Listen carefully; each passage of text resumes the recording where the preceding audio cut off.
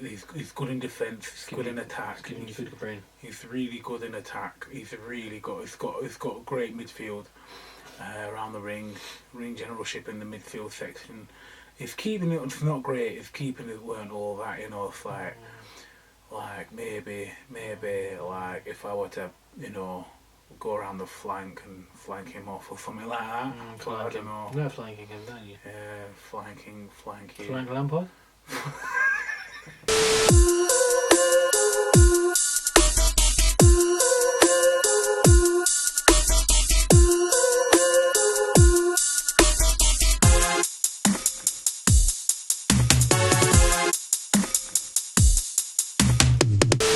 All right, everybody. Welcome back to the Sweet Science Podcast, episode 22, with your boy Kell Brook Mouth. It's been a long evening for me, but who else we got in the studio? Cash, aka Cash, from Omaha, Nebraska, with a C, not a K. All right, so first and foremost, congratulations on your performance. You broke my eyes and you really made me look like a fool.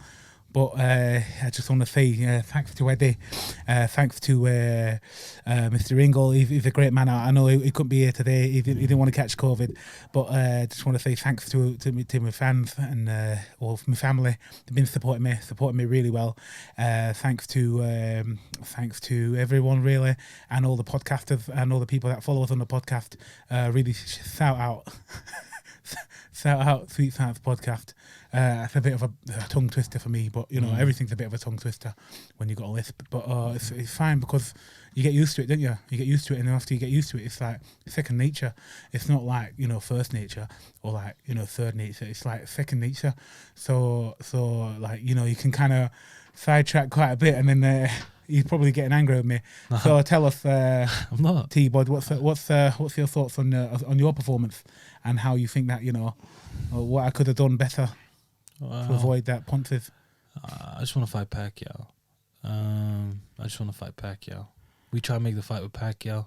I just want to fight Pacquiao. So really and truly what you're trying to say to me is you're really boring behind the camera, but not inside the ring. You're not boring inside the ring. You're a bit boring behind the camera, and so I bring the hype and I bring the excitement, and you knock me out, and that's how we make money together in the fight. I don't talk too much. I just, if you talk smack, you gonna get smacked. And it's one of them things, I'm Terence Bud Crawford. Is this going too far? Is this going... That might be a little bit too long. We're just going to do the whole thing. I didn't even know you was going to be Crawford. So that were a good one. On the spot. Flipping out. Welcome back, everybody. Sorry about that. That was something that once I start, I can't actually stop. So it gets very difficult for me to kind of just proceed as a human being, as myself, myself, Fat Mouth. But yeah. Myself, we hope you enjoyed that. Fat Mouse. This is episode 22 of the Sweet Science Podcast. Myself, Fat Mouse, Cash with a K, not with a C. Who is it again? Cash with a K, not with a C. Just because... Cash with a K, Cash with a K? Cash, a.k.a. Cash. Cash, a.k.a. Cash with a K. See, this whole Terence and Kell thing got us bookered. Keep it moving. We got bookered. So, but yeah, obviously, if you know boxing and you understand why they don't ever feel the need to explain a joke to someone. So don't explain a joke to someone. This is for because the that's casuals. not what the sake of a joke is. No, but it's for jokes are not for explaining. It's for the this is not science. This ain't maths. All right, this ain't maths. Don't explain a joke ever again. Sorry. If you don't understand, then get to learn. Sorry, I'm just half man, half amazing. Yeah, I'm Tiny Iron, half man, half amazing. I'm dragging Roots TV here to London. Honestly, I just want to fight Pacquiao. All right, cool. So, let's go. Blood. Welcome back. Welcome back, man. To the side. We're here. Which side? This side here. Yeah. All right, symmetry. We're in the cemetery. Oh gosh, getting a bit morbid. It's chapping. It's raining. Lockdown is what? This like week 2 of lockdown 2.0. London's bookered. London is cupboard. But you know what? We're here, man. It's finally starting to feel like winter. Finally, it's been feeling like winter, blood. No, but it hasn't been that. But I don't know. winter. I haven't really noticed it that badly. Do you reckon? It hasn't rained in ages. Yeah, it was that raining just me? today though. Still, no, it was. Yeah, it Apart rains from every this, now and like, again. couple of Still, days like, ago. I'm up in the morning. You sleep, mashallah, throughout the day. So Yeah. I'm up early and On I the see weekends I when sleep it through the rains. day. Yes. And in the weekdays I'm up early because I go back. It's mad though, blood. It's mad. We got a vaccine coming. Da, da, da, da, da. Where's that from? It's all over the place. That's like we blood, got- the vaccine. I don't know about that, blood. I want to research that, man. I don't believe that this thing is gonna. So a Turkish couple from Germany, Is it? Yes. Couple, like man and woman, husband and wife. Is it? they have apparently found the cure. Not the cure. The vaccine. The vaccine for COVID-19. Vaccine. They are both doctors. I forgot their name. Can you quickly grab their names, please? Go on then, let's try. Shall I do it? No, I'm trying. Go on. Turkish. Let's see how he does it. See if he's Doctors. better than me Already at spelling searching. it wrong. Doctors. Doctor COVID vaccine. COVID vaccine. I just want to get their names right, but Man wrote vaccine. Turkish Germans raise new COVID vaccine hopes. correct. So this is Uyghur Sahin. Okay, so Professor Uyghur Sahin and Dr. Oslam Tureki. Oslam Tureki. Something like that, bruv. Tureki? Ozul Ozul. Gamage. Both based in Germany at the moment, and I believe they own a pharmaceutical company. I think that's what it is. But yeah, they said they've come up with the vaccine, BioNTech, and yeah, man, they found the COVID vaccine, and apparently I saw this. Their company went up in shares, or the worth of their company went up to about 19 billion. What's the percentage increase though? Because I don't know. It was like 4 billion before, so 4 or 5. Wow. I might be So it butchering the could've numbers, quadruple. but all I remember is it was a huge jump, would and be- obviously it would be a you human found jump. potentially life. I don't think I'm taking it, blood. I don't think I'm taking it. Do you think this vaccine has got a robot inside it which will grow? No, man said it will grow, It's not that, bro. What is it's it not on- about what's inside it. It's about the fact that you need to prove that you've had it. Yeah. It's not about what's So in inside. order for man It's to about prove what's that I've outside. had it, I'm gonna need some sort of certification. Now we don't have papers no more. It's gonna be a little thing on my phone or something like that to say, yeah, he's cool, he's taking it. I might be waffling. I beg you, like, I understand. Like, I'm at a crossroads. Genuinely, I'm at a crossroads. It's like, do I believe what these, I'm not gonna even call them scaremongers because it's not. What these people that are not on the vaccine, yeah, the anti-vaxxers, yeah, are saying, because what they say seems, bruv, that is a mad, bleak future we're heading towards, isn't it? I was watching a video, bro. Someone sent me a video. It's actually someone sent me the video, and blood is saying that this future is looking crazy. You will not own anything. Your property don't belong to you, even if you live there. Your flipping cutlery don't belong to you if you live there. Your whip, your everything, you hand everything over. They'll write off your debt. What if you don't take the vaccine? It's something like, no. If you do take the vaccine, we'll write off all your debt, all the debt that you got. I ain't got none like that. You hear me? So, No, but what do you mean about you won't own I'll your tell car you, and all we this will stuff? write off all your debt, yeah? But you have to hand everything over to us. Your yard, your this, your that, your everything. And then you pay like a monthly thing. You pay some monthly subscription to live, basically. That's bollocks, man. Blood, I am not going to lie to you. I was Shit. thinking that sounds a bit crazy, yeah? Well, it sounds a lot crazy. Let's be serious. But blood, I am not on this idea. I just wanted to say I got the Terry's chocolate orange thing. I'm Hot talking chocolate. serious stuff, was I'm very nice. unloading. I'm like, I need help. And this guy's talking about Terry's chocolate orange. Yeah, prick, bruv. Sorry, I don't buy yeah, it though. bruv. I don't believe it. Okay, but then on the other side, you've got, all right, so we need to prove now that you've had the vaccine. Man's never taken a vaccine. I rarely wear a mask. I'll be honest, I'm a bit selfish with it. I need to breathe, innit? I've never had no vaccine. I've never had no illness. Nobody around me has been bookered to that extent. But I'm aware of the fact that people are dying. I am aware of it. I'm not stupid. And I'm not going to be like, oh, that could be anything. Nah, a lot of them are dying from some madness, innit? But at the same time, one of my friends, we were talking about this, innit? I was like, I'm not going to lie to you. I'm not taking that vaccine. He goes, what? Blood, treat me like iOS, bruv. Any new little injection, update me. Anything. Vaccine, update me. I want to be updated like an iOS. And I thought, rah, that is just complete submission, bruv. I'm not on that. I am not on that. I need to know what I'm doing, bruv. Do you get me? And if the future is as even remotely as they described, blood. That's crazy. The idea is so mad. No, I've seen and I've heard what people are talking about. I just don't buy that the whole world. Like, I get and I understand where people come from and say these conspiracy theories and theorists come out with all these different sort of ideologies and beliefs and all these things that they come up with. Yeah, I just going from COVID-19 and trying to get people vaccinated, bro. Vaccinated to saying that the world is going to be controlled and you're going to have to give everything up. It's a huge. I understand it and I see where people come from. Don't get it twisted. But I think it's a huge extreme jump to the other end. It's no doubt. Like, it's extreme. a bit mad. It's 100% extreme. To say that all of a sudden, randomly, they decided to kill off half the world or whatever, a quarter of the world with this new, some minor amount of people that's new infection that's come out, and then decided that the only way to contain the world or control the world is by making this vaccine with a chip in it or whatever it is. I don't even know if it's got a chip. It's just that's the whole what I'm saying. thing But you know what I mean? It's just the whole feeling around this whole situation. Just COVID itself. Yeah. Not even the vaccine, but just COVID. Is COVID as bad as they say it is? Is COVID as dangerous as they say it is? Blood, I beg you, look at what's going on in London, bruv. It's mad. Look what's going on in London. Roadworks. A lot of my guys, they get onto me for me even pointing it out. Bruv, everywhere you go, it's a one-way road. Everywhere you go, COVID restrictions, COVID flipping, everywhere is like now pedestrian only. So you're telling me I can transmit corona or COVID or whatever from my car more than I can if I'm walking past someone in the street. Bruv, come on, man. COVID restrictions apply. So they put them giant square plant pots in the middle of the road to stop people from going through in their car. I beg you, explain that. I don't understand it. Please, if you know more than me, let me know. I'm not trying to be one of them ignorant guys. Oh, the world's ending. But it looks that way, bruv. It looks that way. It doesn't look good. It looks bleak. Like down, man's trying to move to flipping somewhere, blood. Timbuktu? Blood, Timbuktu, bruv. Definitely move back to Africa, bruv. I'm more welcome there, bruv.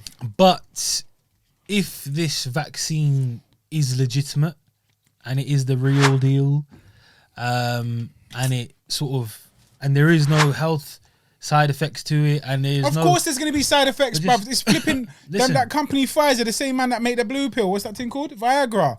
Apparently them man are on a madness, bruv. They're making all sorts of craziness. I thought you were going to talk blue pill from Matrix. Nah, the flipping the stiffy pill. That's in the same company. They've had case after case after case of like madnesses, like court cases. They've had to pay off the whole of flipping Africa. They did all their trials in Africa. Pfizer, no, the American company. The Turkish people. Yeah, but Pfizer's the ones that made it first, isn't it? And they're saying it's 90% effective. So 10% what? 10% man, I'm gonna melt inside and just turn into a flipping pile of jelly, bro. Listen, listen, you got to think 90% is better than 0%. Yeah. Blood, I've been on 0% and I'm great, blood. I know, but it's not yes, exactly.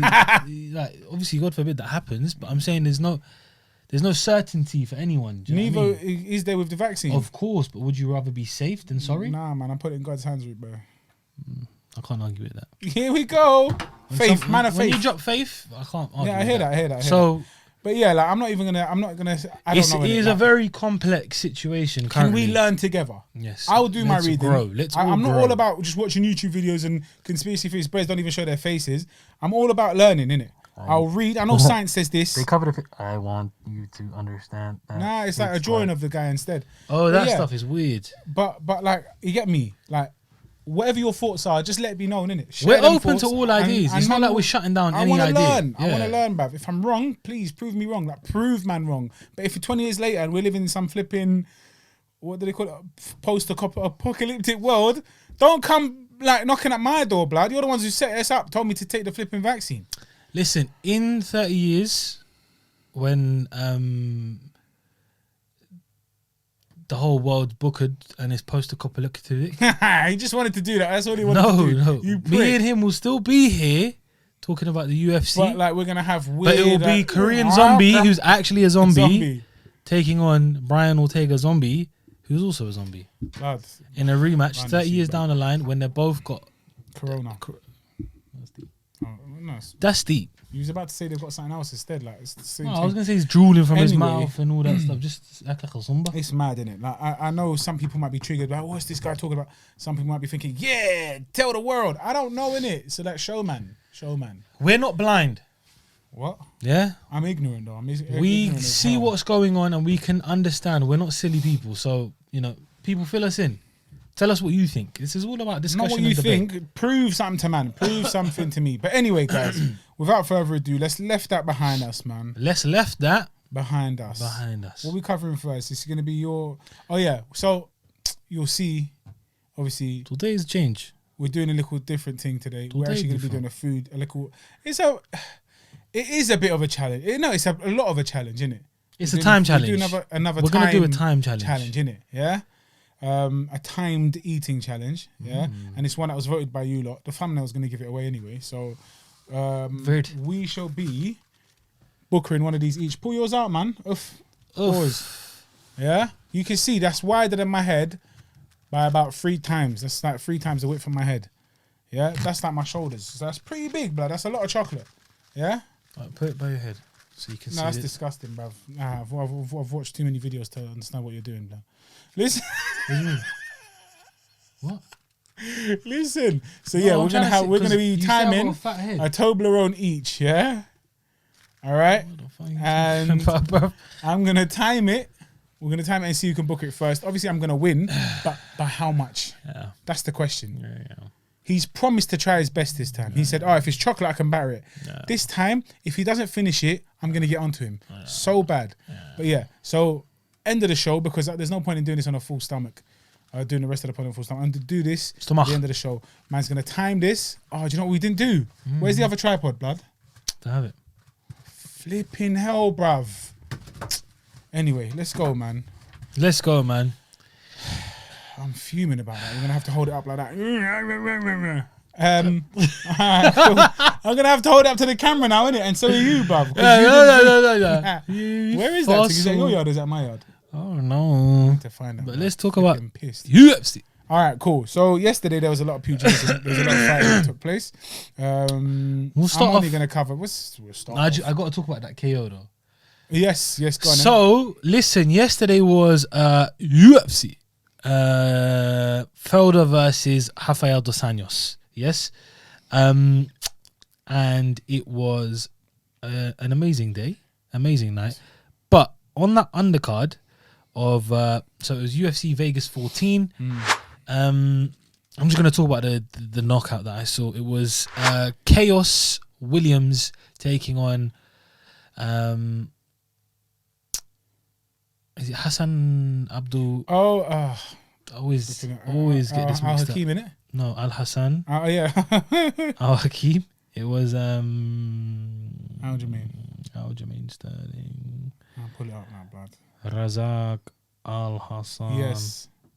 So Al-Hassan, Abdul Razzak Al-Hassan, that's it. Yeah. Yeah, just to make sure. Took on Khaos Williams and boy, I think it was 20 something seconds. Crazy. 30 seconds maybe. Khaos, short, sharp, chaotic, dirty right hand. And literally, imagine someone is in a body bag. So how do I explain it? Imagine you got a rubber band on your legs. So your legs are like stuck. You're a mermaid. Yeah. So imagine a mermaid falling flat down. Yeah? That's what it reminded me of. Khaos came, short right hand, boom, right on the chin. And Abdul went down like a mermaid, like a bowling pin. Just straight down. Like it was mad. Like you know when a fish is like he was switched off. Like literally, you know when a fish is coming out of water and they're stuck like just jittery. Let's see if we can. But he went like that and just went. Plop. That's crazy. And as he was down, he was. I think he was already knocked out. Yeah. It didn't look like a hard right hand, but it was so sharp. This is what I'm saying. It doesn't have to be the hardest shot. If it is timed right, you go to sleep. Yeah, when you look at those thighs, my word. Stop! Wow! Khaos Williams bringing the chaos once again. Yes. I'll put you to sleep. It doesn't matter about power, length, blah blah blah. A short, sharp right hand is just as good as a long right hook. Do you know what I mean? Straight right. You know? Yeah. I'm sure a short shot is more dangerous than a long shot. You get me? Because you don't see it. Because And it's the ones you don't see. it was just a bookered shot. Like he went down, and then he went and one hammer fist. Referee just like no, stop. It's done. Like, he was out cold. So he moves on. Now Khaos Williams moves to 11-1 in his MMA career, and is looking for more opposition, higher opposition. Now it was a very, very good performance. He went in as the underdog. Everyone I think assumed Abdul Razzak Al Hassan was like the more well-rounded fighter overall. Yeah. Sometimes it's one punch that changes everything, though, isn't it? It is literally cliches, but it's so true. And and that's what happened. Yeah, he took about 5 minutes to regain consciousness, innit? He took a long time. He was out cold. Bro. Imagine that, though. That's crazy. Yeah. Seeing as we've started with UFC, you already mentioned it. We the main event. The main event, which was flipping hell. The names have completely lost me. Dan Felder. Paul Felder. Dan Felder. Sorry, Paul Felder, who came in on 5 days' notice. So hats off to him for that. Yeah. 5 days' notice. He was in tremendous shape. Oh, versus just rest it on that. I broke the whole above the ting, and then there. Good. Okay, you can tell who sets up every day and who just every day. We're every day, but every we post day. once a day. Paul Felder, the Irish Dragon versus RDA. That's Rafael dos Anjos. Do you pronounce the J? Is it? He's Brazilian. Dos Anjos. How do they pronounce it? I don't actually know. Dos Anjos. But yeah, so going into the fight, obviously, Paul Felder was the underdog. 5 days' notice. Tremendous shape. Very good. His fitness, he was training for a triathlon, was it? Or a heptathlon or something? Triathlon. So he had a lot of... And striking. So he had a lot of training and his fitness was on point. He did a bit of striking. He wasn't training for a fight. So he, like he said, he didn't get no grappling in there or anything like that. He was literally just doing cardio and mitts. Yeah, and pad work. That's exactly what he said. So, I think he said he hadn't stepped foot in the MMA gym for 4 months. Yeah. So you can tell on it, like, and people might think, oh, he's exaggerating or he's waffling just because he took the took the fight on 5 days' notice. But prior to his last outing with Dan Hooker, Paul Felder was in and out of the sport. Like, he was falling out of love with it. Didn't really enjoy it. He's thinking about retirement. Been in wars, trenches, some close fights which didn't go his way, and it was affecting him. He seemed like he was like not really enjoying or loving the sport like he did. Falling in and out of love. Then he had a absolute war with Dan Hooker, amazing fight which Dan won. But I think that kind of ignited the flame again. And then obviously COVID struck and.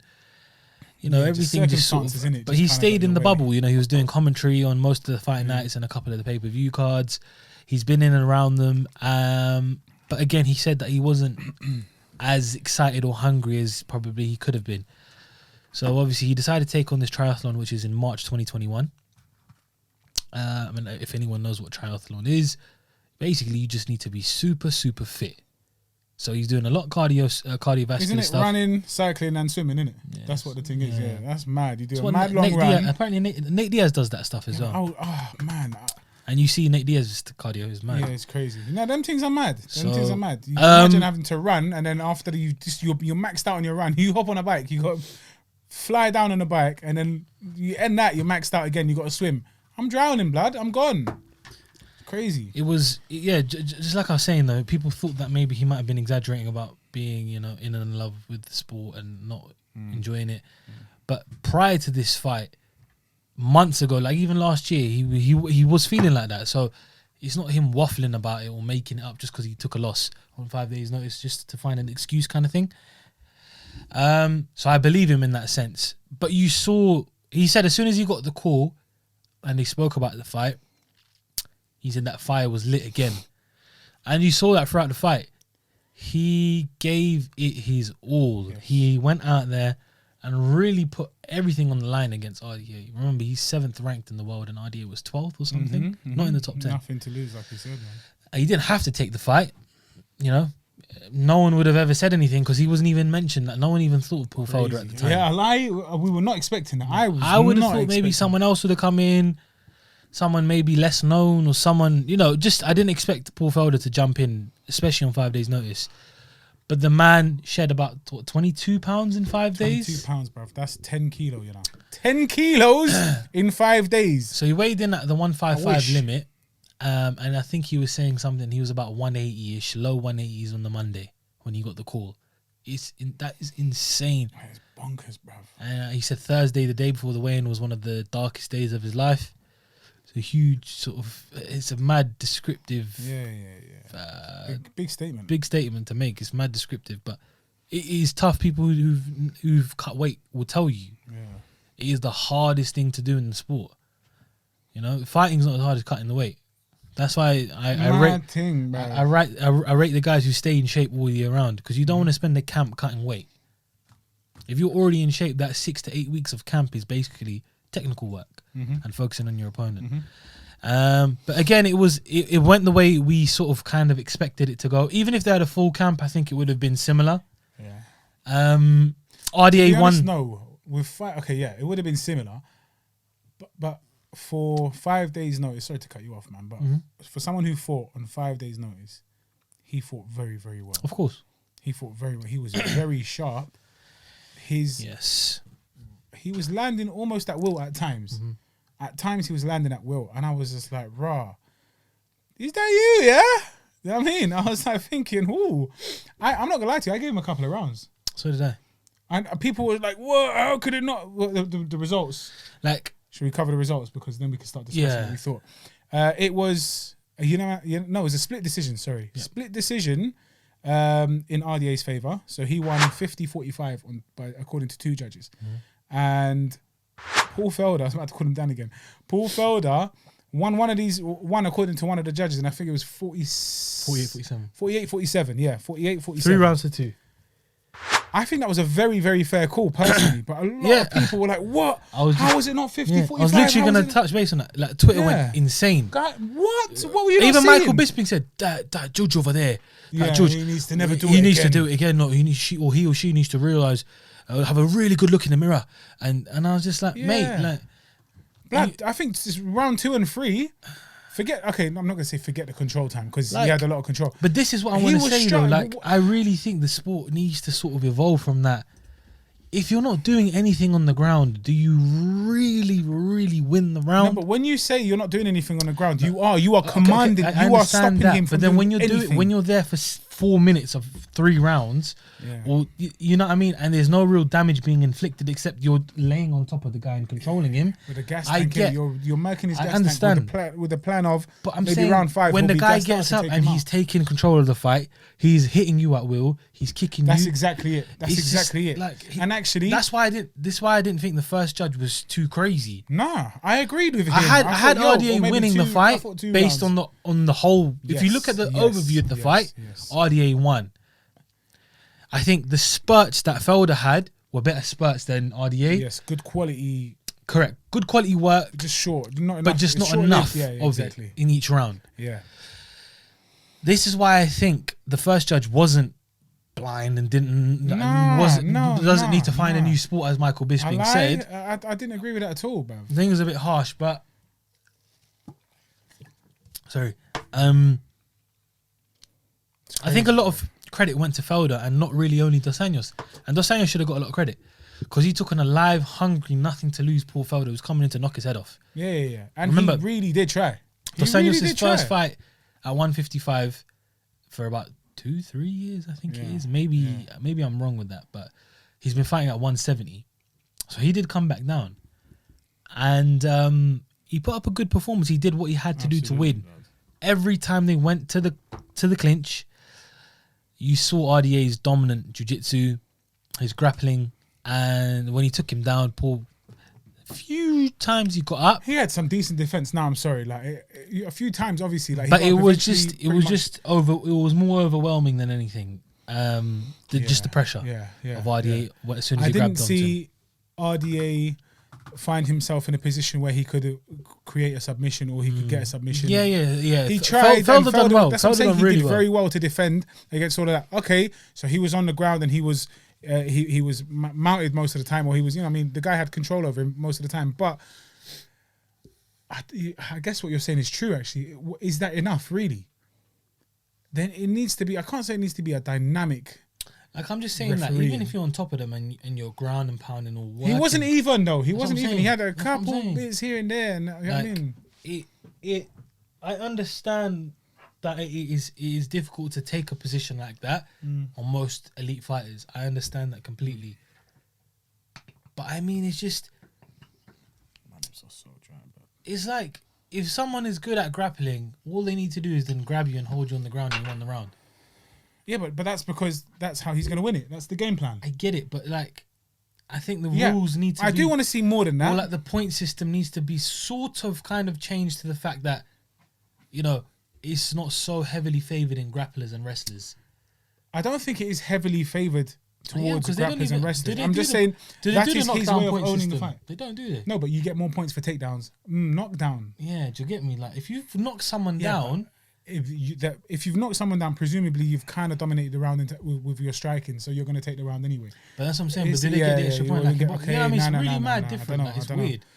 I don't know. So it's a fair point, man. It's a fair point. It does need to be looked at and maybe structured a bit better, innit? But let me give you an example. Say it's a first round. Yeah.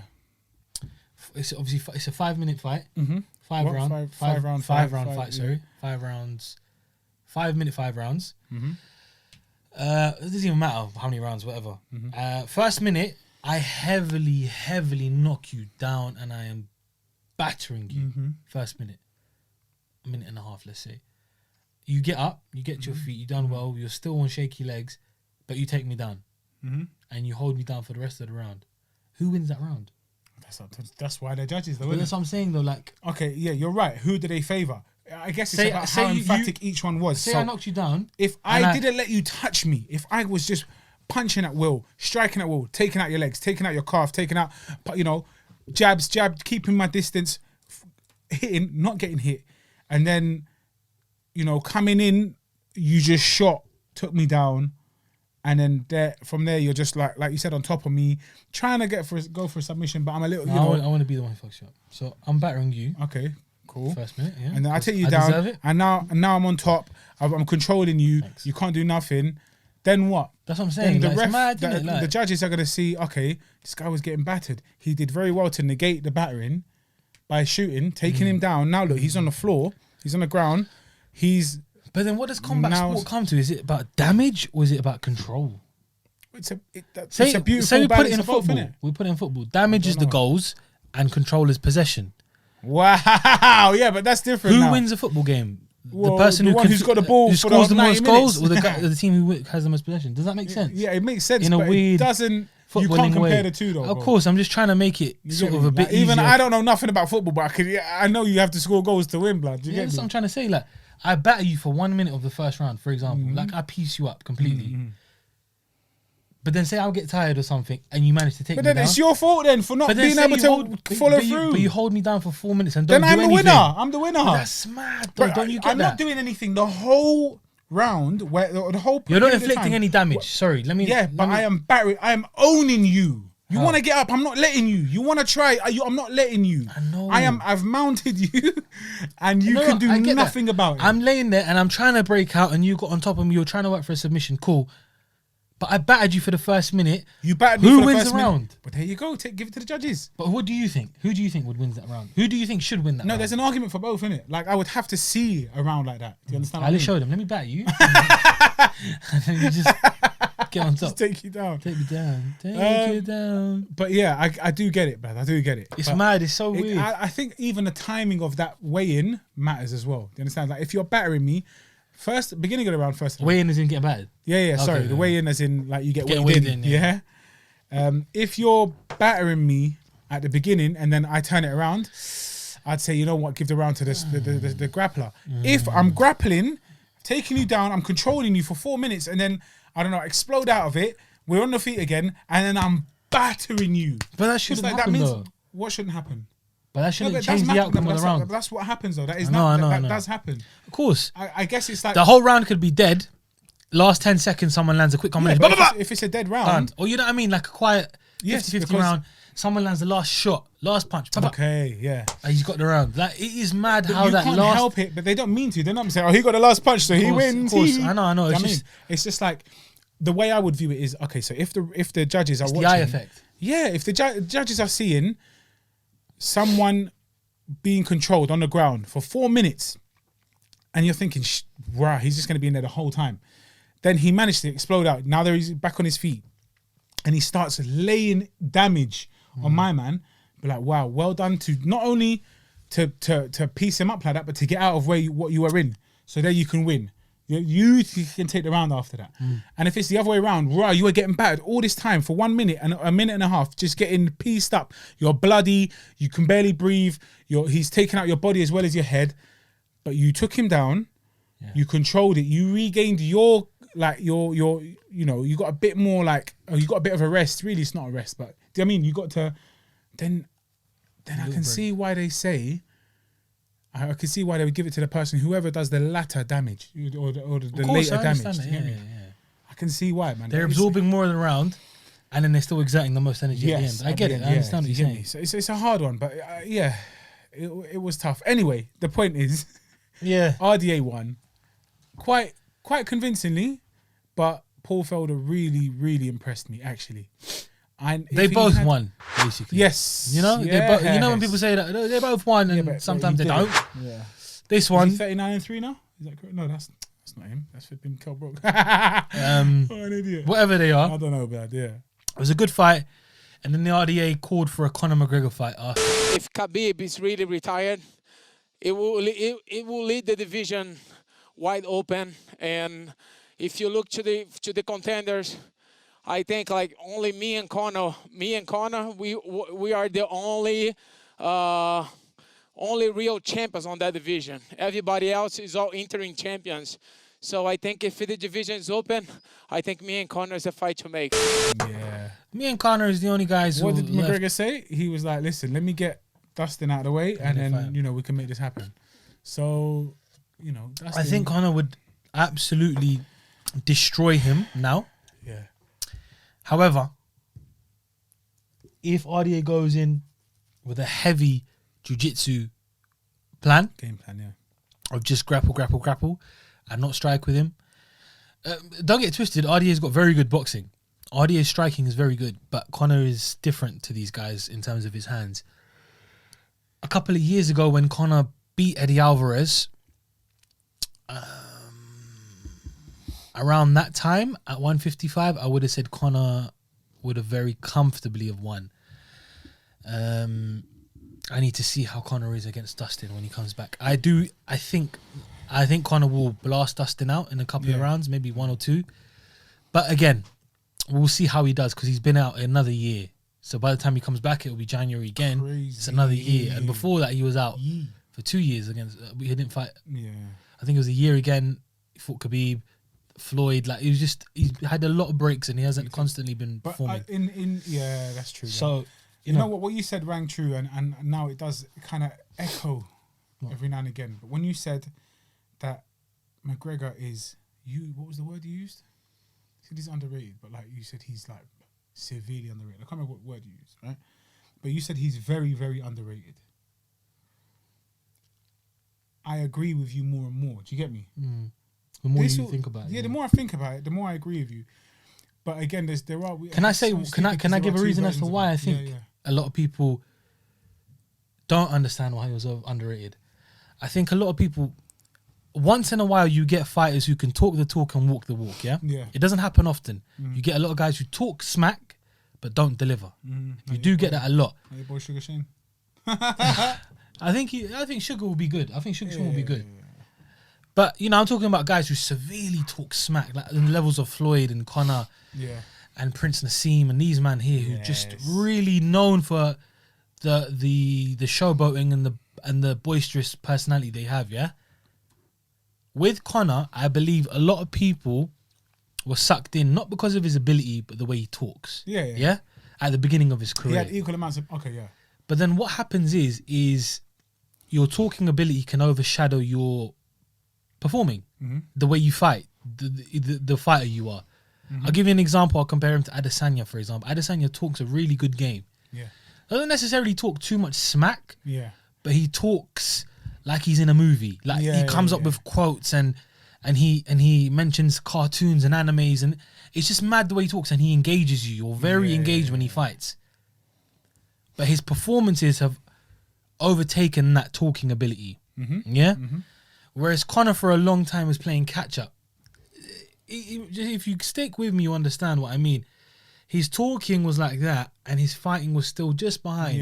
He was starching people, and then when he beat Aldo, it was like, yo, maybe this guy's real. But he still had a lot of doubters because they said, oh, he hit Aldo with a lucky punch. He hasn't been there. If it was a 5-round fight, he went the distance. Aldo would have won. You know what I mean? Because you can't really gauge who's the better fighter over a 10-second knockout. I know he won by knockout. But that's not fight. I agree completely. You know, I could catch him now. Doesn't mean I'm a better fighter than him. It's Aldo's fault for coming in and getting hit, but at the same time, McGregor did it. But it's not enough to say, all right, so 9 times out of 10 they have a fight. Who wins? So if what's the name? AJ says, if you put me and him through a machine 10 times, how many times out of 10 would he lose or would he win? Like Mayweather said about Pacquiao, put me and Pacquiao together 100 times, I beat him 100 times. That's mad. That is mad, because I don't believe that, and I do. It's mad. But I think he does, bruv. I don't rate Pacquiao. The reason McGregor he remains still so underrated is because people just think of him as a shit talker, as a guy who talks smack. Yeah. And tip machine. They don't look at his ability in the ring. Like, look at the Khabib fight. I don't care what anybody tells me. He gave Khabib serious problems on when it came to grappling. Like, I know it was a very defensive-minded Conor McGregor. He was so defensive in that fight, which I think was his own downfall. Yeah. Because he was so worried about the takedown. But you saw his takedown defense in especially first round. It was on point. Khabib was like, yo, man, this guy's actually really good. Even Khabib's team said it. Firas Zahabi, one of the best coaches in the world, says it himself. Conor's grappling, his jiu-jitsu, his wrestling, his ability to defend takedowns is so underrated. Yeah, he's got a lot. People consider him to be a brash knockout artist, or a lot of people who don't really study him or understand what he's in. Conor's a very good martial artist. If he stays focused and like that Eddie Alvarez performance was clinic when he won the 155-pound title, double champ. The champ does whatever the fuck he wants. That was prime. And just like this McGregor now, I think he's just stronger, more like when he fought Cerrone, he just looked so powerful. Yeah, I know it wasn't a long fight, but he was in the zone, bruv. But he looked so focused and strong. Like, you know, when someone comes in and just looked like a tank, but not even bigly, like built bigly, Bam Bam Bigelow. You know when you're built strong and big, but Conor's a slim guy. Yeah. But every shot, he looks. It's not about the size. It's like you know when someone matures and they get older. Yes. Like for example, Ryan Garcia, you've seen over the past 2 years. Yeah. He's still not even at that level yet because he's 22, yeah. Mad thing. But I'm saying you see that sort of difference, even the way they hit, even the way their jab lands, small things like that. And it's I feel like wine. I feel like Conor will. I think he might actually really, really sleep like dusting. Quick like that, yeah. Like a quick thing, or just I can see like that Cerrone fight was so disgusting. If he wins quickly like that again, then it's like, right, this guy's just gonna. Don't get twisted. I'm not saying Cerrone's a world beater anymore, but the way he disposed of he tucked him in. Cerrone's got a heart, but he's got a heart, but he can take licks. You understand, bro? That them shoulder barges were mad. Yeah. So yeah, I mean, why were we talking about him? Talking about RDA. RDA wants him next. Yeah, it's. I think at this point in the career, RDA, 36 years old, still looks sharp and good. Yeah. And I think he could give him some problems with his jiu-jitsu, but like you said, Conor is very underrated. I think we're going to see Conor rise again, innit? If he maintains focus, we're going to see him rise again. Not because Khabib's out of the way, but that plays a part. I still feel the only guy that could beat Khabib is Conor. Wow. I still feel that. I still feel like even when Ferguson. Nah. Not Ferguson. I didn't think Ferguson had the style to beat him anyway. Okay. A lot of people just with the Ferguson thing. I think personally, a lot of people gave into the hype because Ferguson was beating a lot of these other guys, you know, and he was doing it at such a intense level. But one fight that I remember watching so closely, and I thought he was getting battered up until that point, was Kevin Lee. Yeah. When he fought Kevin Lee, again, another wrestler, someone who's very good at grappling, Kevin Lee battered him. Not battered him, but he dominated that fight until that submission. Kevin Lee gassed out really quickly, and Ferguson really took control and I can't remember what he did. Was it triangle or Kimura? Whatever it was, he tapped him out. Yeah. Or Lee went to sleep. I can't remember what it was, but Kevin was dominating that fight, and I said to myself when I saw that fight, I was like, I think Khabib will dispose of Tony quite easily. So yeah, Ferguson's a fun fight. It's a good fight for the fans, and it's because he's been undefeated for so long and he had beaten everybody. But again, styles make fights, and I only see Conor being the only guy that really can give him some trouble. Yeah. You know, you saw the way Khabib dealt with Justin, and Justin was meant to be his toughest fight. Conor gave him the toughest fight, in my opinion. Mad. Yeah, if you look at the intricacies and you look at it technically, at a technical standpoint, not who hit him the most and stunned him, because I could hit Mouse one time. You won't even be able to land, bro. Let me give the guys an example. We're in a 5-round fight. I could hit you once and stun you, but you could dominate me for the whole fight. Yeah, and exactly. dumb fans would be like, his toughest fight because you jiggle, your legs went a bit. Whereas we could be back and forth chess match for 4 rounds, but you make me tap out. It was a good, and that's what it was. A good performance from McGregor. It was. Don't get it twisted. But for a guy who was out the ring for so long, who fought Floyd before that, so it was in a different sport, crazy, completely.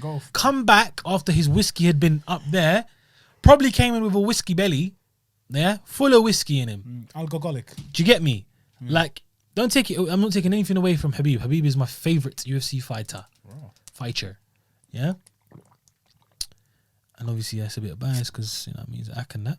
But taking that away from it, the way he fights, he mauls, and it's good to see. It's fun to watch. Yeah. I just think Conor's his toughest fight, and Conor could probably give him some serious problems. Yeah, I think. I think Conor, like I said a couple of minutes ago, Conor, I believe, will rise to the top of the division again. And when he's focused, he's on it. He just needs to remain focused for a while, and let's just see you dominate. You know, let's say he gets a title, defend, or fight, win, and then it's going to be quite clear. Yeah. But yeah, people remember your embarrassing moments more than they remember your successes. Do you get me?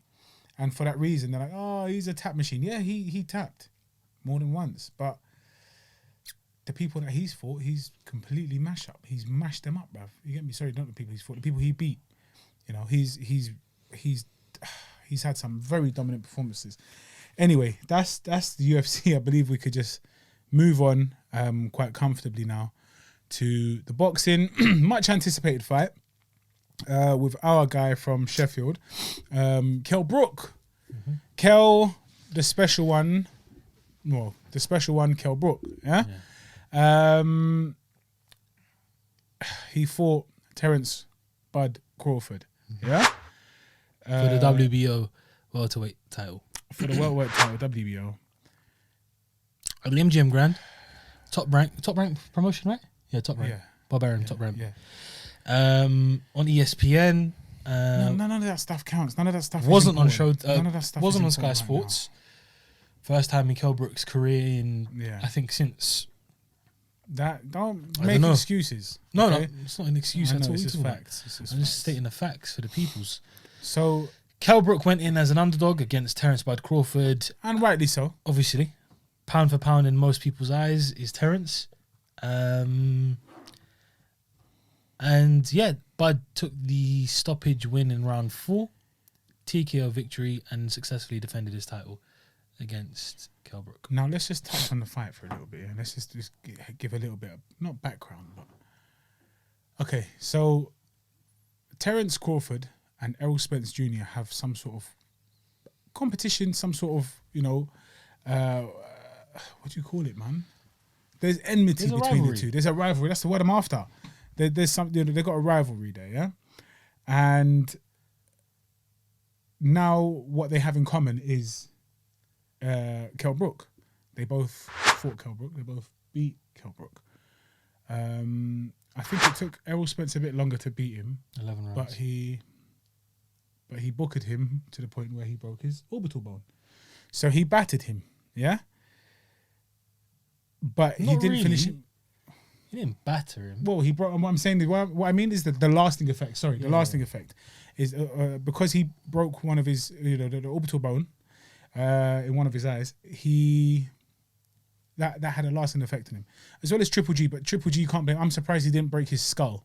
Yeah, I'm surprised he didn't just, kill him. I don't even. Yeah, I mean, it's not even a joke thing. Triple G, in my eyes, he's a very hard hitter, very strong. Well, he is not in my eyes. It's clear to see. But I'm talking about these two because, like I said, common denominator, if you like. Now, Terence Crawford. So Kell Brook came in with confidence. It was a good display. First 2 rounds, I was like, yo, 100%. I was WhatsApping my brethren who lives in Dubai. Shout out Ibi once again. And I said 2-0 in terms of rounds, yeah, to Crawford, and he agreed. Kell. Sorry, to Kell, and he agreed because Kell Brook was by far landing the better punches. So little stats and facts, huh? They said significant punches. His average, the opponents that fight that. So Crawford's opponents, the average landing percentage is 21%. His was 36. Okay, again, they're not huge numbers, but it's a big jump. It's a big jump, yeah. His jab, he was landing almost at will. Yeah, he was landing nearly every jab. Fast. Like, he was good with his jab. Fast. He had he landed some power punches as well. It was all looking very good. That 1-2, man.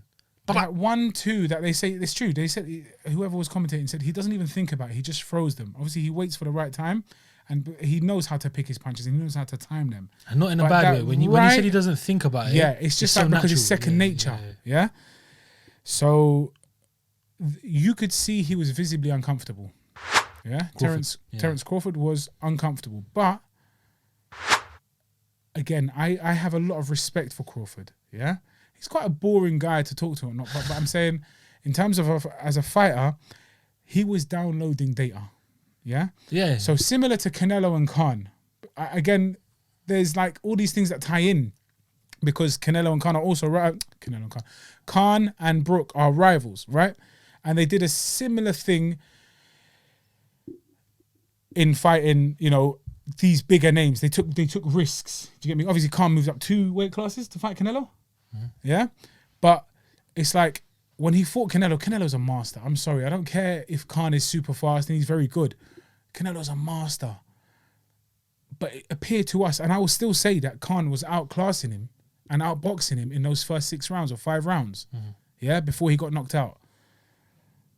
But a lot of people, and people with far more experience, I think one of them was, you'll notice I keep mentioning his name because I'm a big fan, but Teddy Atlas was saying, actually, no, he knew what he was doing all along. He was just waiting for the right moment. He was letting him gas out. He was sizing him up, waiting for these, like, you're downloading data. You wait, you watch. You'll take a couple of licks because you can take them. Terence Crawford, when you get hit in the face, nobody's going to take this like, oh, that was fun. Not everyone's flipping Mayorga, yeah? Where you can just like, hit me more. You get me? Not everyone's like... Another 1-2. Look at Mayorga. Fight's on. Let me tell you, Mayorga, this gets Mayorga into it. He just let him hit him a left hand. Look at him. Right hand. And look at Mayorga. You get hit. You get jabbed as you come in. You receive a right as you come in. It's like, okay, this is not pleasant. But I'm downloading your data. I'm getting to know you more. And he even said this afterwards. Do you get me? I'm just getting to know more about you before I devour your soul. Do you get me? So that's what Canelo did. Canelo did that to Khan, even though it appeared to us, and I know you're a big fan of Khan, and actually so am I. I was hoping he would win, but we all kind of knew he wouldn't. I was like, right, the guy's just dancing around him. He's running rings around Canelo. Canelo just seems too heavy and not ready for the speed and agility and danceability The movement, that yeah. Khan's got. Yeah, the movement. Thank you. Yeah, but he was just thinking, okay, I'm gonna keep reading what you're doing. I'm gonna understand, and then I won't need to time it that much because it's gonna be a memorized movement. Bam, and when I land, that's it. It's game over for you, and that's exactly what happened. It was just basically one punch. Yeah. Similar to that, so the Terence Crawford basically, third round, I think you could have given it to Crawford. He was just warming up now. He was warming up. A big change came when he turned from orthodox to southpaw. Yes. So Crawford's known for being an ambidextrous fighter. He is a very and he's amazing in both. ambidextrous switch here. Yeah, he's good very in good both. at both. And in his past, like I'd say 5, 6, 7 fights, he's been very heavily reliant on the southpaw stance. He starts southpaw. He does switch a lot. Yes. And that's part of the game plan. But he starts off southpaw against most guys and then switches it up. It depends really on who he's fighting, but he's got the ability to do that. First round started off southpaw, and Brook was landing his jab and his 1-2 in his right hand. Mainly his jab very easily. He was out jabbing Crawford. He was out boxing Starting Crawford. southpaw. Yes. Okay. Obviously, it's a bit. Everyone was a bit shocked at that because obviously Crawford's got the 5-inch reach advantage. You said, I think? 5 inches, 69 to 74. 5 inches, you know. But again, So people underestimate Brook's boxing ability and how good and technically sound he is. Yeah. Very, very, very good. Got into round 2, similar thing, but Crawford switched to orthodox. But Brook was still in charge of distance, still in charge of the fight at that time. Then again, we go into round 3, what you were talking about, and we saw a little change in tempo from Crawford. I think Crawford applied a bit more pressure, walked him down a little more. Instead of letting Brook freely move and control the ring. And then I'll let you discuss The what rest you is want to history. Because third round could have gone either way, but I think Crawford took Crawford it. took the third round purely because, if you also take into consideration the fact that he had 2 rounds that he was just coming off losing 2 rounds, the fact that there's more activity and now he's controlling the round, controlling the ring more. He's clearly cutting off the ring more. He's again that contrast makes you give the round to him, give him the 10 points there. Yeah. Fourth round now. Brook is probably still thinking, all right, cool, I need to step up. I can't remember what his corner. Well, actually, we didn't see what his corner was telling him because we saw adverts instead, which was pissing me off. For me, part of the fight is seeing what's being said in the corner. Because then I want to see, can he translate that into the ring, into the interaction, or is he just going to listen to what they're saying, or are they telling him you're doing well and you're not? I need to know this stuff. I didn't want to really see annoys me. Any senior Kensington bloody sauces that I'm never going to buy. You see that, bruv? Yeah, some flipping, they look dank though. Look Some dank. sauces or flipping Hulu. Bruv, I got Netflix, that's enough for man, bruv. I stopped trying to, it was pissing me off. But anyway, fourth round now, I think they still came, he was still game. He was still very game. Was Kell Brook, yeah? But he couldn't land that jab anymore. He was landing almost. I think Tim or Andre Wood picked up on it. Tim Bradley and Andre Wood were commentating. I think they picked up on it. One of them said, he's not throwing it anymore. He's not throwing it. I think it was Andre Wood. Yeah. Because again, that change of stance kind of put him off a bit. It's a whole different fighter. And you got to basically get used to that again and start finding your range again, your distance and your control. But Brook kind of really stopped throwing the jab. Yeah. He was landing it here and again, and he was throwing it, but he wasn't as not fluid as freely as he was in the first 2 rounds. And then, oh man, I really want to watch it again because was it a right that landed first? Yeah. Well, the one that staggered him into the ropes? Yeah. It was like a right hook / jab. It was a weird. It wasn't a chopping right, that came later, but it was a right on the eye. It was kind of like right on his left eye. Brook was kind of up like that and coming in. Yeah. And as he was coming in, it was sort of a quick, short right hand jab hook. It was strange kind of thing. It was like, you know when it comes at an angle, jab yeah, comes it was at like an angle. Yeah. So it looks kind of like it was like a looping right. It was a bit like a looping right. Put him in a safe position to let his combinations go. Beautiful right hand. And the chance gets to him. And Brook spun and went straight into the ropes. He was staggered. Brook was staggered, no doubt. He fell into the ropes. If the ropes weren't there, he would have fallen out of the ring or he would have hit the canvas, obviously, if it was in the center of the ring. No doubt about that. So Tony Weeks, the ref, very rightly counted him. And I think by 8, he was Gave cool. him a standing count, and he was cool. He was like, yeah, I'm cool. He's like, come to me. I'm all right. But at that point there, you could see it wasn't fear in his eyes. It was confusion. Do you understand? Like they said, deer in the headlights. Yes, he was confused. Now, I genuinely don't think, I'm not going to make excuses here because the better man won anyway. It's not about on the day. The better man won anyway, yeah? But Kell Brook, sorry, man, I know I take a long time. I'm thinking about names because I'm so crap at producing the name. So I get confused and he'll keep correcting me. Now, you mean Crawford. I was like, oh, yeah, you're right. So Kell Brook, yeah, just looked so befuddled. He was like, what is going on? Like, and he gave his back to the guy and he sort of covered up his eyes. Now, obviously, the punch landed right on his eye. Yeah. We know that he's got 2 damaged eyes, mash up eyes. Yeah. Did he re-damage or did he like reawaken that injury, or did it just like produce some mad PTSD and he's like, shit, I'm not on it. I'm too shook. I'm too conscious of getting my eyes taken out again. Or did it just cause more pain? Like, was it just a strong pain? I don't know, but he just looked so baffled. I felt sorry for the guy.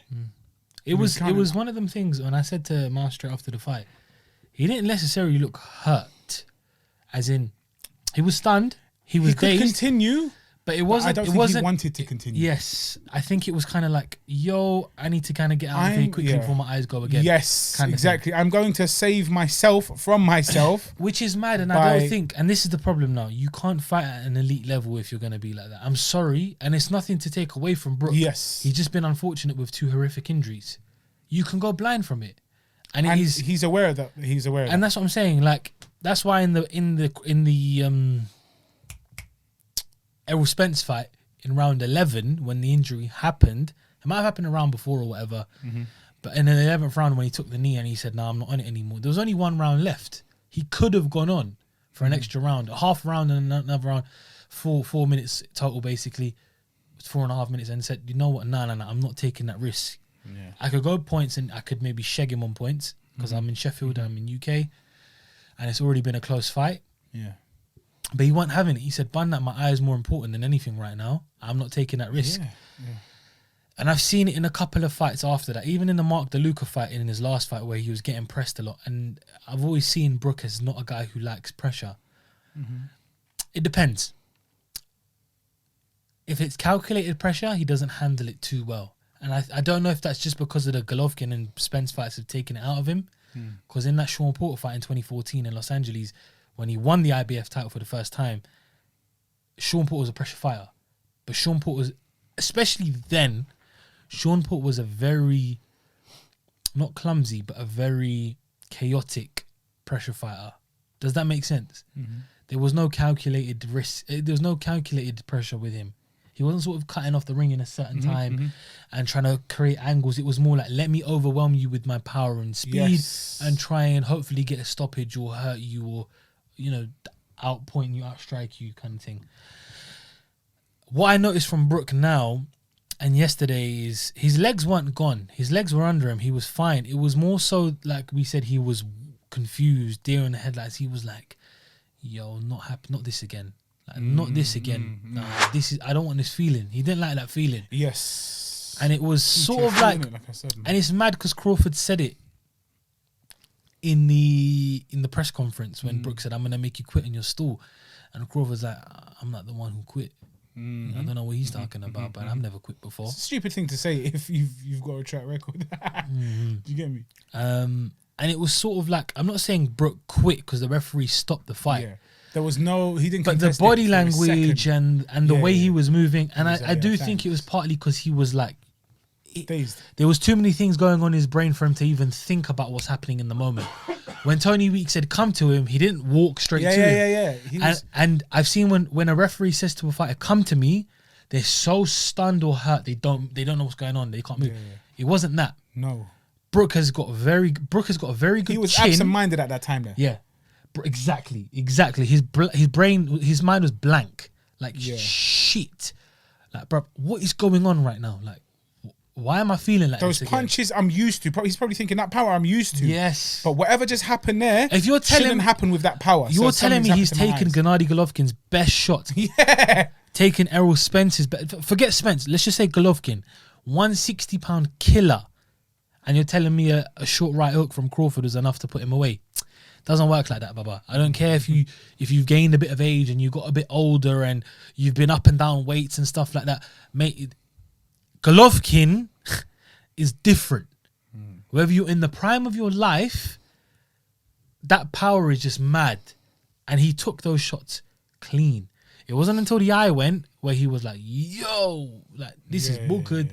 I'm seeing 16 Golovkins. Imagine seeing one Golovkin. You're seeing 55 billion Golovkins. It's not triple G times 10. Right, that's 30 G's. 100 G's. 30,000 G's. 30 billion G's. Bruv, madness. But yeah, it's a shame, man. So yeah, I didn't really see necessarily looked out of it.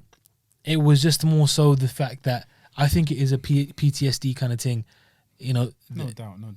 It's just all in the brain again. Like it's, you know, it starts happening again, and you're like, yo, I kind of like you freeze. You kind of freeze in that moment. You're like, shit, what's happening here? And I think Tony Weeks saved him because he probably would have gone to sleep or gone down. No, I don't think he would have gone down. He would have gone to sleep. He would have just got damaged. His eyes would have got. He would have not only his eyes, he just would have got hurt badly. You know, but I think something happened there again. For him to feel the way that it stopped pain was and he'd come off the ropes. Yeah. Tony Weeks, we didn't finish that part. He gave him the standing count, and then he came, and then Crawford's a very, very good finisher. Yeah, he don't get twisted. Blood. Yeah, he smells blood. He's going in straight.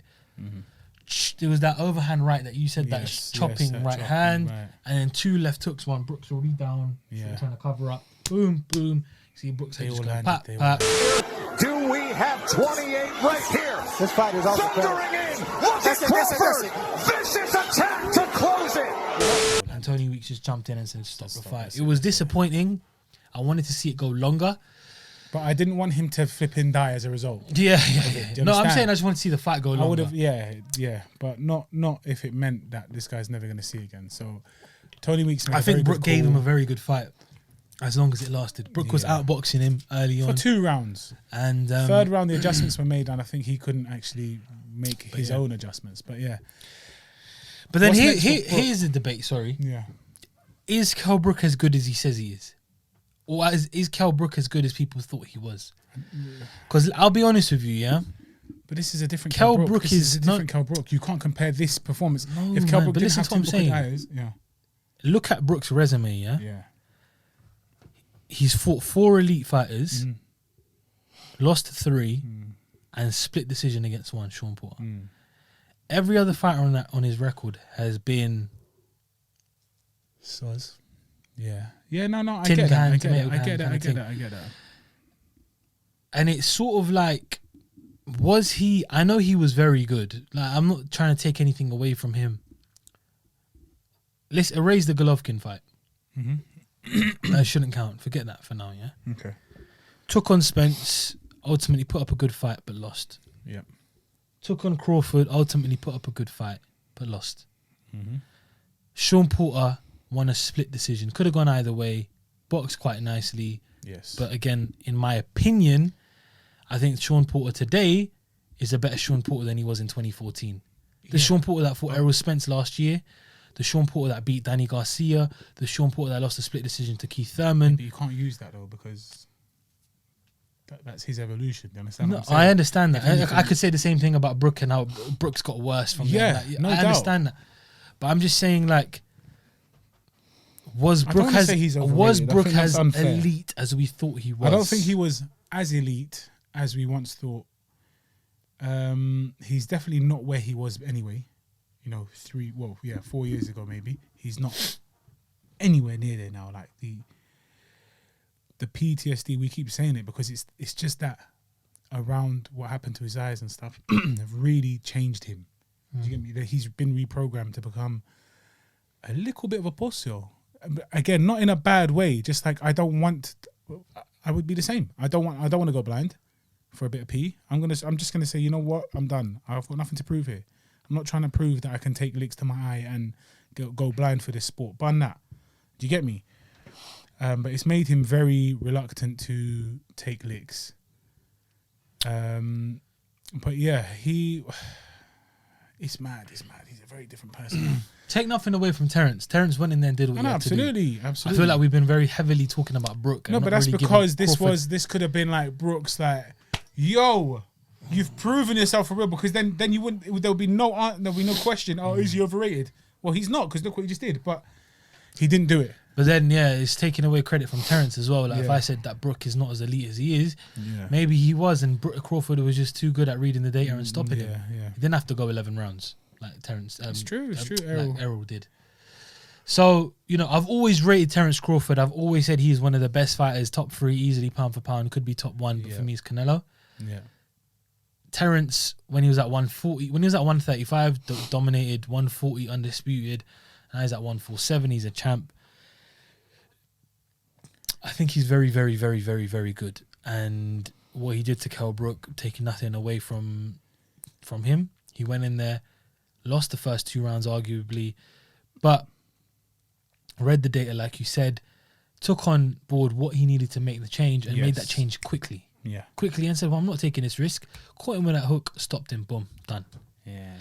And it's kind of getting to that point now, Crawford's beating everyone you put in front of him. Yeah. Kind of thing. So it's like, how much credit can we keep taking away from this guy? How many times can we say, is he really pound for pound number 1? Is he really pound for pound? Yeah. Everyone who's been in there, fights that we want to see, who's been the acid test, he's beaten. Gamboa, beaten. Victor Postol, beaten. Julius Ndongo, beaten. Moves up to welterweight, I know Jeff Horn to win the title was a bit mad, but Jeff Horn was champion at the time. It is what it is, bro. If someone's a champion and you're in that category of fighting them, if you're in the top 10 rank, regardless. Boom. Obviously, Pam Jeff Horn. And then now, he's taken on Khan, he's taken on Brook. His last fight against Mean Machine, forgot the guy's real name. I don't know how to pronounce it. Kavalaskis. Was a very tough fight. That's the first time I seen Crawford knocked down. He was knocked down, but it didn't count. Yeah. He was hurt. He was getting stunned a lot. But again, it could be a thing where he was underrating him. So, arguably Crawford and Spence are number 1 and number 2 in the division. Who'd you put number 1? I'd probably say Spence. Really?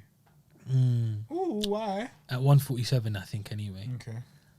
Let's make the fight happen. Because Bob Arum says if you put Errol Spence and who was the other person? Sean Paul, Danny Garcia. If they fight each other on December 5th, and then he said he'd take them out back to back. Yeah, he could take them both out back to back. Wow. Bollocks. Obviously, he's not Kamzat, bruv. But I mean, Danny Garcia would give him a good fight. Yeah. If we let's look at it like this, yeah. Errol Spence's resume isn't an outstanding one either, but he's starting to get these guys, So if we look at his last couple of fights, Sean Porter win, Mikey Garcia win, Carlos Ocampo, no one really knows, Lamont Peterson win, Kell Brook win, and we go a few fights down, Chris Algieri, for example, then there's Phil LaGreco on there and Samuel Vargas. These guys are quite well known. If we just base it, when I say I think Spencer's number 1, if we base that just off 147 ranking, off their 147 resume, who's got the better resume? So let me read this to you now, Kell Brook, Kavalaskis, Amir Khan, Jose Benavidez, Jeff Horn, 147. Or Sean Porter, Mikey Garcia, Lamont Peterson, you know what I mean? Based on the 147 ranking fighters, Spence, in my opinion, has beaten the better fighters. And now he's fighting Danny Garcia in a couple of weeks, December 5th. See, that's another. And again, like Garcia kind of trumps everyone on. Garcia and Porter trump everyone on Crawford's record. Does that make sense? Yes. In my opinion, like I think this Porter now would beat this Kell Brook. I think this Danny Garcia would. I think the Kell Brook fight would be very tough, but I could see Danny winning. I could see both winning. I see Porter now beating Amir Khan. I see this Danny now beating Amir Khan. Like, you know, these guys that he's beaten. This Kavalaskis guy, I think Porter would take him out, and I think Danny would knock him out as well. So, again, styles make fights, and you can't just base it off records. Who this and this and this and this, so this means he's better than him. I understand that, but if we're basing it on just performances, actual CVs, bruv, resumes, performances, and CVs and names and resumes, then I guess Spence is the better fighter. I've always rated Crawford. I always said he was going to be the next Mayweather. Ooh. That's what I thought from time ago. When he was at 135, when I saw him come to Scotland and beat Ricky Burns for the title, I was like, "Yep, this guy is the real deal," because he took apart Ricky Burns. Ricky was very good at the time, and took him out completely and stole the title, like ripped the titles away from him. We just want to see Crawford and Spence. If Spence comes through the Garcia fight, I think he should. They need to make that fight.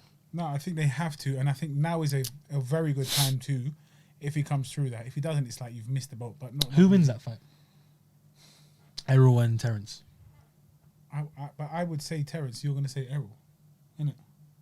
I'd say Terence, man. I'd say Terence is a more complete. So Errol compared them to, and he said, "Listen, the only thing that Terence, no, Errol compared Terence Crawford and himself previously. He says the only thing that he's got better than me is his ability to switch stances. Everything else I trump him on. I don't know, man, but he's got power. I think he's slower. His IQ is very good, and I think he's improving, if that makes sense. Like his ability to understand what's going on in the ring is improving, and it was never dead. Do you get me? But his boxing mind is becoming sharper, whereas Terence already got that. Do you get me? It's the best fight you can make in boxing. Yeah. It's the best fight you can make in boxing. At this moment, I need to see Errol's performance against Danny. It's mad because they're both really saying that to make a decision on who I think would probably win a potential fight. At this moment, I don't know. I can't say. What happens if Danny beats him? I see Terence beating Danny. I think the styles make fights, and I think Terence and Errol. Terence's style is Danny's style is tailor made for Terence. I think Danny will come forward, and Terence will pick him apart. Might not get a stoppage, but no, carry on. I know. I think you'd beat him. Yeah, I'm not gonna lie to you, blood. I beg you, can we hurry up and have this, please? Yeah, let's do this. Because we could talk about this all day. We're gonna see that fight, hopefully. 2021, very, very possible. I think Kell Brook just takes on Amir Khan, and they both retire, bruv. Yeah. I think now is a good time from that fight, and both of you retire. Because Khan's got there's no threat of Khan breaking your orbital bones or re-breaking your bones. He doesn't have that. Yeah. He's just fast and shit at the moment. Unfortunately, he's just dead now. Yeah? So take that fight because we still kind of want to see it. Will Khan take that fight? I don't think so. But he should do because he's got a chance of winning. I think these guys... I think the best thing for them, like if I'm being completely honest, and I'm a fan of both guys, I don't see them conquering the welterweight division ever again. I don't see them taking over the welterweight division. Okay. They Spence, no, of course, and Crawford, who will dominate for the next couple of years. Yeah. So I don't see them doing anything. No, absolutely not, bruv. Winning against the top guys like Danny and Sean and who else is there? Keith Thurman, he's not even in the picture at the moment. He's not, bruv. Yeah. Even Manny Pacquiao, who's champion. We're forgetting about Manny. Do these guys beat them? No. At the moment, I don't think so. There is no need. And don't degrade yourself to the point where you're going to go down and take... Correct. I just think these guys probably should take a big fight against each other in the UK and call it quits. Whoever wins retires, whoever loses retires. Yeah. It's a big money fight. You finally given the British fans what they wanted to see after years. I know it's a couple years too late, but Better late than never. Yeah. And like we say, better late than never. Wow. Time for the Blood, are we actually challenge. finally going to do this, bruv? I'm not going to lie to you. Okay, so let's do a Challenge. little bit of an introduction. I know we already did it. We did a little poll. So I was queuing up in Tesco buying milk. Yeah. And I grabbed this thing in my hand and I said, who wants to see us batter this on the next challenge? And it was a resounding flipping, I don't know, like 87% or something like that. I think the only people that said no were haters that don't want to eat this, that don't want to watch me enjoy this thing, yeah? So I'm a big fan of this. This is Swiss milk chocolate with honey and almond nougat. If you've not tried Toblerone, where do you live, bruv? Yeah? Toblerone. 360 grams of Toblerone. This is 360 grams of finest Swiss milk chocolate, yeah? I'm going to get the timer ready. Okay, I was about to do that myself. So I'll get the So timer. I'm going to open this. So basically what we have forgotten, we kind of bottled it. We forgot the Other tripod, so you can see us devouring it. So what man's going to do, allow it, man. What I'm going to do is I'm going to eat it from up here kind of thing, yeah? Because look, it's not small. It doesn't end. Yeah, can you see that? This is all chocolate. The thing, man could pump this and just get a little workout in on the biceps, yeah? So what I'm going to do is I'm going to open it up now. I'm going to unravel it. Oh, snap. We were going to do this, bro, for the thumbnail. Well done, well done. We've done it already. Nah, that was a dead one, bro. We've done it bare times, bro. That was a We dead did it one. at the beginning of the show. I envisioned, having a shocked face and that clickbait face. Yeah. Did you get me? Should we put them together so it looks even bigger? People, we can pretend like it's huge. Let me just grab it from Yeah, there. like that. We're such sellouts. We're such idiots. Such clickbaiters. Clickbaiters. I'm All right, so I'm going to baited. open this up with a little bit of class, yeah? I'm going to lay the thing down. I'm going to lay you down. I'm talking to the chocolate. All right, watch this. Watch this. I'm going to undress the thing. Oh, undress for me. Oh! We're not meant to keep it like that lad. and then yam it. Bad. All right, so I you think do it like that, that's- yeah? You know the techniques. You know how to break this off? What is there a technique? Yeah. I just bite it or break it like that. Yeah, so you break it outwards. Your man actually just press down on the top and it just, each one neatly breaks. That's bollocks. Amazing. All right, it's Anyway. bollocks, yeah? It's going to melt in my hand, blood. Toblerone challenge. I cannot wait, blood. Oh, the I challenge. haven't I didn't eaten all even think we day. described the challenge. Just have to eat as fast as Oh, we yeah, can. we're going to time it. Obviously, he's going to win. I'm obviously going to But win. my challenge is to finish it. His challenge is to eat as quick How as he can. quick can I do it? Yeah. I'm not going to lie to you. I think I can do 2 minutes, but that's a mad one, bruv. You ready? Yeah, when you shout me in. Count me in. 3, 2, 1, go. Blood.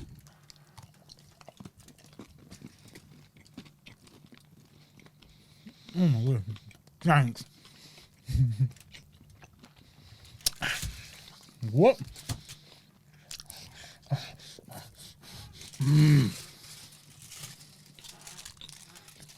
Three pieces.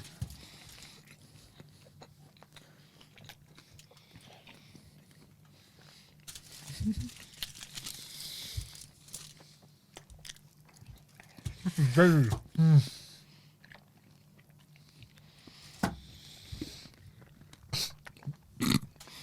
I'm gonna die today. I'm gonna poop. Oh.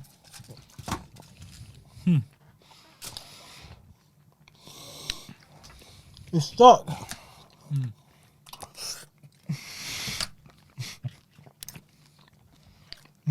I can't swallow it.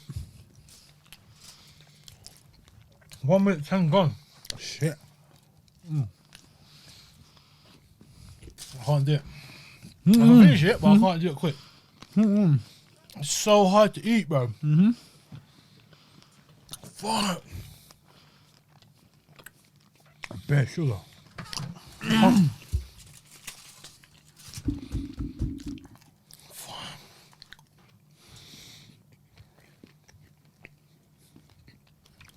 It's hurting my jaw. It's hurting my teeth.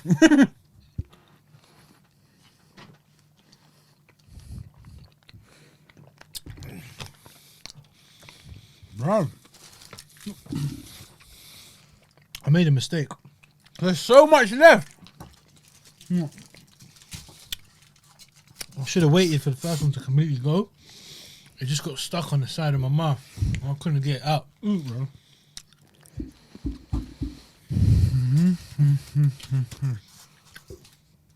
2 minutes 15. Fudge. I want to puke. So far, I've had the... You had 2, bro. I've had 2 pieces. I've only had two blocks. And my mouth's hurting. How many you got left? 4. You've had 3. I've had about 6.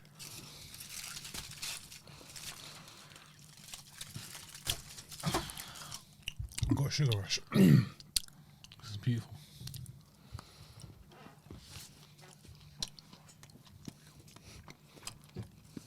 This is disgusting.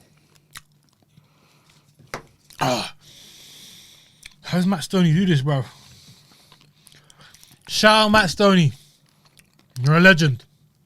He's like a third of my weight, bruv.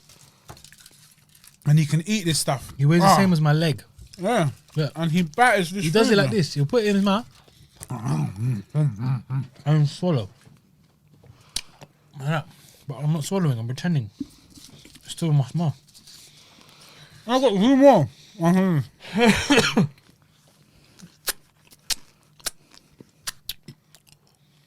think this is going to become a theme Keep going. that I'm going to fail. Every challenge. Stomach hurts, bruv. Come on, bro. I'm not doing this shit again. Come on. Come on. Beat 5 minutes. Come on. What are we on? 4:12.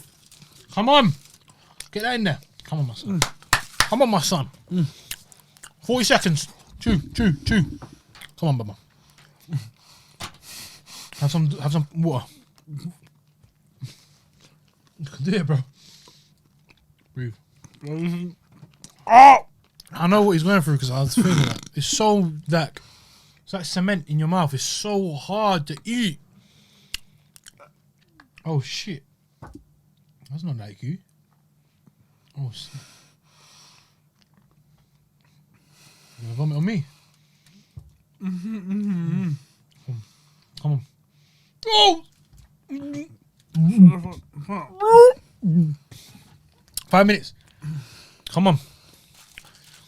Come on. You got this, Baba. 5:11. 5:11. Congratulations. When I tell you, when I'm chewing it, it's not about how I feel now. It's gone. But my body didn't want to swallow it to the point where I was retching. This ain't worth it, bruv. I've still got 1, 2, 3, 4, 5. You're a 6, dickhead, 7, bruv. You're 8. a dickhead. 8 pieces there. 8. When you had about 4. There's about 12 in total. That was disgusting, bruv. Bun Toblerone, bun food, and bun you lot. Yeah, you don't That wasn't deserve nice. That was not nice. Nah, dessert thing's not for man. If you want me to do a challenge, I'm gonna do like a flipping cheeseburger. Listen, challenge. we're going to do like cheeseburgers, chicken wings, stuff like I'm that. gonna do that, bruv. Yeah, I think that's better for us, Baba. But well, The sugar rush, congratulations, bro. blood, I'm high. I feel like I'm on a pre-workout thing, but I know that's gonna crash in 2 minutes. Well, I think he's dying now. So I'll do the outro. Guys, if you did enjoy this content, if you liked our pod, if you like what we spoke about, you enjoyed it, please Smash that like button. Smash that subscribe button. Tell a friend to tell a friend to tell a bombo clout friend. You understand? please comment, like, share, and subscribe wherever we put it here. Subscribe. And yeah, we'll see you on the next episode of the Sweet Science Podcast. I have been your host for the most, Cash, aka Cash with a K and not a C. He's been diabetic, fat shit, good for nothing, stinky ass, stinky breath, idiot, don't brush your tongue, mouse. Spit on him, bruv, when you see him. I need to take him to the hospital before he collapses. But yeah, it's been an honor. See you guys next week.